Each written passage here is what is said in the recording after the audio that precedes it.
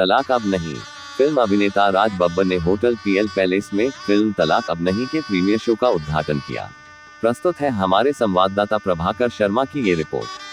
RA movies के banner तले film निर्माता रंजीत सामा की इस फिल्म ने समाज को एक आईना दिखाया है। लेखक निर्देशक सूरज तिवारी द्वारा निर्देशित फिल्म को देख दर्शकों ने भूरी भूरी प्रशंसा की। मुख्य अतिथि के रूप में पधारे बॉलीवुड अभिनेता राज बब्बर ने युवाओं को भारतीय संस्कृति और संस्कारों को बचाए रखने का संदेश दिया, समाज में फैली इस कुरीति को समाप्त करने का आह्वान किया। ये मेरी करीब 27वीं फिल्म है एज ए प्रोड्यूसर। इस फिल्म का टाइटल है तलाक अब नहीं। ये एक सत्य घटना पर आधारित फिल्म है। इसकी समय अवधि करीब 44 या 45 मिनट है और इसमें जितने भी आर्टिस्ट हैं वो सब मैंने आगरा से ही लिए हैं। इसमें कुछ आर्टिस्ट तो हैं जिन्होंने पहली बार कैमरा फेस किया है। बधाई देता हूँ कि लगातार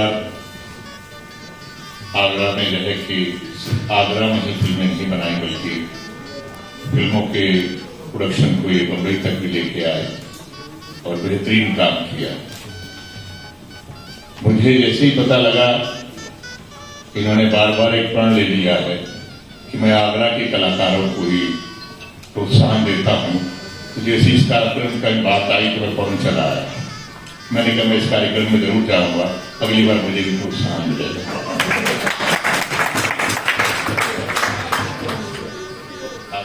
मैं ज्यादा कुछ नहीं कहूंगा क्योंकि हम फिल्म देखने आए और ये एक अभिव्यक्ति है एक निर्माता की, एक निर्देशक की, जिसको कलाकारों ने एक जीवन देने की कोशिश की है, जो इनको कहीं किसी चीज ने प्रभावित किया या किसी घटना ने प्रभावित किया। एक सेंसिटिव व्यक्ति का यही सबसे बड़ी जिम्मेदारी होती है समाज के प्रति कि अगर कोई चीज उसके दिल में लगती है और उसको लगता है कि समाज के अंदर इस तरह की कोई रीति या कुरीति है, तो कोई भी कलाकार, कोई भी साहित्य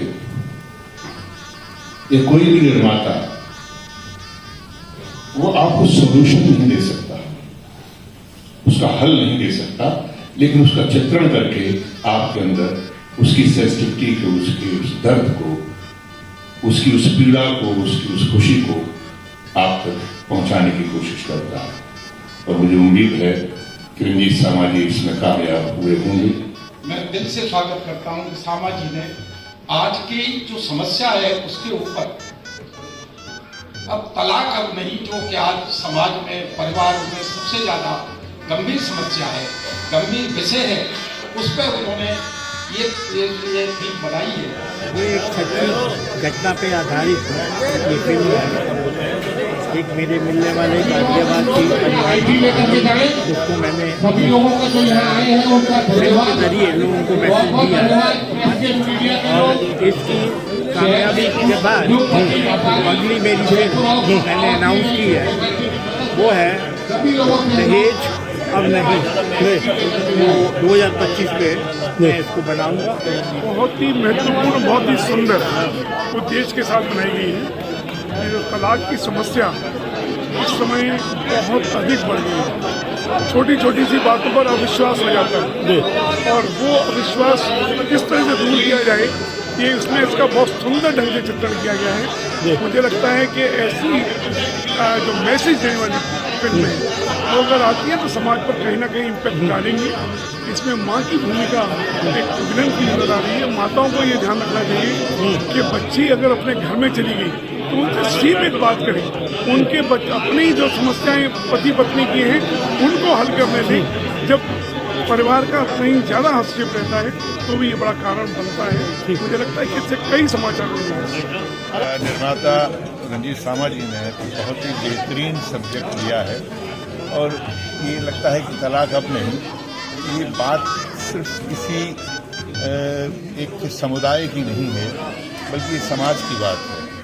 उन्होंने जिस तरह से इसको पिरो के बहुत सारी चीज़ों को, बहुत सारे इमोशंस को, कलाकारों को लिटरली जो सच्चाई में जो कहा जाए तो उन्होंने इस कहानी के साथ जो न्याय किया है इसके लिए वो बहुत बहुत बधाई के पात्र हैं कि उन्होंने अपने अभिनय से निर्माता की जो कहानी जो उसने संजो के लाया था, निर्देशक ने जो उसको पहुंचाने के लिए उनको जो काम किया उससे बढ़कर काम किया। तो मेरी बहुत बहुत शुभकामनाएं। फिल्म निर्माता रंजीत सामा ने अपनी अगली फिल्म दहेज अब नहीं की भी घोषणा की। इस अवसर पर अनिल वर्मा एडवोकेट, पूरन डाबर, पत्रकार अरविंद शर्मा, घनश्याम अग्रवाल, सरजू बंसल, PL शर्मा, संयोजक मुकुल गर्ग, शेलर शर्मा प्रमुख रूप से उपस्थित रहे।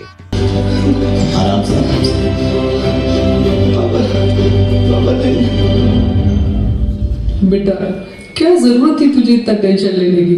घर में लड़ाई झगड़े तो होते ही रहते हैं। निधि, छोड़ो ये सब बातें। अब कविता को कॉल क्यों नहीं करते हो? मैं कब से उसको कॉल कर रही हूँ, कॉल ही नहीं लग रहा है। मैंने लगाया था उसको फोन, नेटवर्क का इशू चल रहा है, मैं दोबारा लगाता हूँ। अरे रोहन, तुम एक काम करो, तुम कविता के घर चले जाओ, उसको भी ये बात पता होनी चाहिए। ठीक है पापा, मैं जाता हूँ।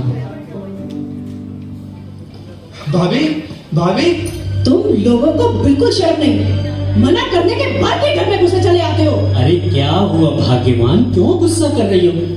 अरे रोहन। अंकल जी, भैया का एक्सीडेंट हो गया है, वो हॉस्पिटल में। मम्मी सुबह से आपका और भाभी का फोन लगा रही है, पर आपका फोन ही नहीं लग रहा है। क्या एक्सीडेंट? हाँ भाभी, आप जल्दी मेरे साथ चलिए। कोई कहीं नहीं जाएगा, ये सब इनके बहाने है कविता।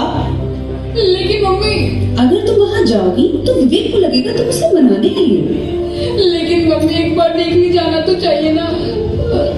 अंदर जाओ प्लीज मम्मी, अंदर जाओ कविता। चलिए मम्मी, चलिए। मम्मी। रोज का नाटक है इनका। रोहन, तुम अभी जाओ, हम कल बात करेंगे। और वक्त मुझसे लड़ता रहता है, थक गई उसके साथ रहते रहते। पर बेटा, तुमने भी तो कुछ कहा होगा, क्यों जैसा? हाँ बेटा, बिना वजह की लड़ाई नहीं होती, कोई ना कोई वजह तो होगी।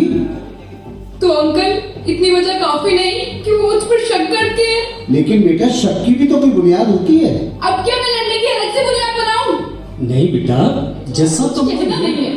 बेटा, अभी तुम गुस्से में हो, हम कल बात करते हैं, ठीक है? मैं विवेक से बात कर लूंगा। कोई जरूरत नहीं है। और पापा, आपसे बात करना तो बेकार है, मैं मम्मी से जाके बात कर लेती हूँ। पागल हो गए हो क्या? पागल मैं हो गया हूँ या तुम हो गई हो? कब से आवाज दे रहा हूँ मैं तुम्हें? अरे बहरी हो जाओगी ऐसे। अब तुम मुझे ऐसे ट्रीट करोगे? मैं क्या करूँ? कितनी देर से आवाज दे रहा हूँ मैं तुम्हें? आवाज दे रहे हो तो मुझे सुनाई भी दे रहा है। अरे सुनाई दे रहा है तो आई क्यों नहीं? आप देख रहे हैं Geo9 न्यूज।